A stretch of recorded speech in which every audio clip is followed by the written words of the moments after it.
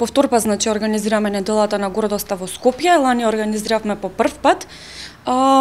И тоа испадна така спонтано, оваа година сме поорганизирани, имаме поголема програма. Значи, ќе се отвори денес, ќе биде самото отварање, значи од 20 часот со изложбата во галеријата на ЦАЦ, во монтажната галерија, значи во паркот на франкофонијата. Изложбата е на тема јазик, идеологија и насилство. Понатаму самата недела на гордоста вклучува серија на настани од дебати, дискусии, проекција на филмови со ЛГБТ тематика, понатаму работилници, едукативни и нормално завршниот настан кој што ќе биде на 29 јуни. И ќе биде отворено и така ќе биде во еден вид на прослава. На 18 мај го одбележавте меѓународниот ден против хомофобијата.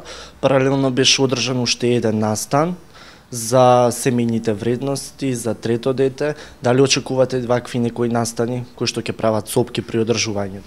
Па сега, за сега од тоа што ние ги пратиме медиумите и го цели одговорно омраза што потекнува од нив, не постои најава на такви настани, меѓутоа никогаш не се знае, сведоци сме на тоа што се случуваше претходната недела на гордоста, каде што нели бевме нападнати во затворен простор во ЛГБТ центарот, поранишниот во старата Скопска чаршија.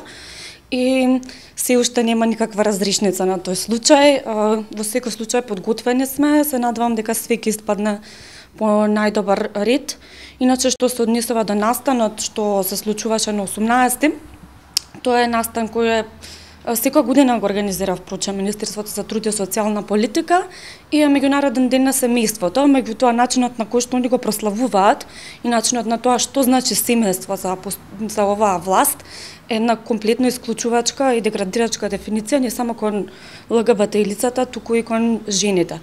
Значи на тој настан имаше отворени говори против абортус и дека местото на жената најпријатно се осеќа во семејството и така натаму.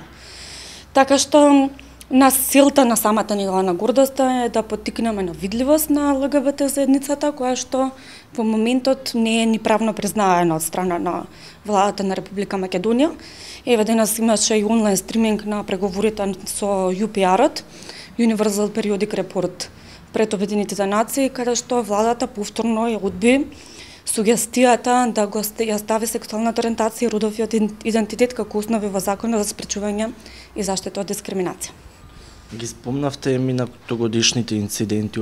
Стравувате ли дека повторно годинава може да има некакви инциденти? Значи имавме напад на ЛГБТ центарот во чаршија, имавме претепување на млади лица на плоштад, беше напад на домот на ЛГБТ активист. Па се надеваме дека нема да има, доколку пријавено е нормално во полиција, се надевам дека иако и лани беше исто така прејавено во полиција, па не се спречи тоа, меѓутоа, знаете, ЛГБТ заедницата и оние хомофобични кампањи што се спроведуваат од страна на институциите, на системот и на медиумите, подржувачи на истиот систем, обично се активираат кога сака да се замајува јавноста или да се обвини ЛГБТ популацијата за сите останати проблеми во земјата.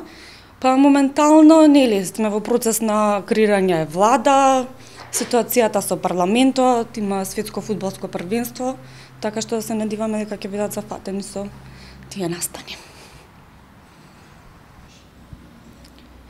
Меѓу другото, значи на 22 од 19 часот исто во монтажната галерија на ЦАЦ во паркот на франкофонијата ќе организираме дебата на тема Прајд, провокација или потреба со цел да го поставиме прашањето во јавниот простор. Иако се обидовме да најдеме тим против, не успеавме во тоа.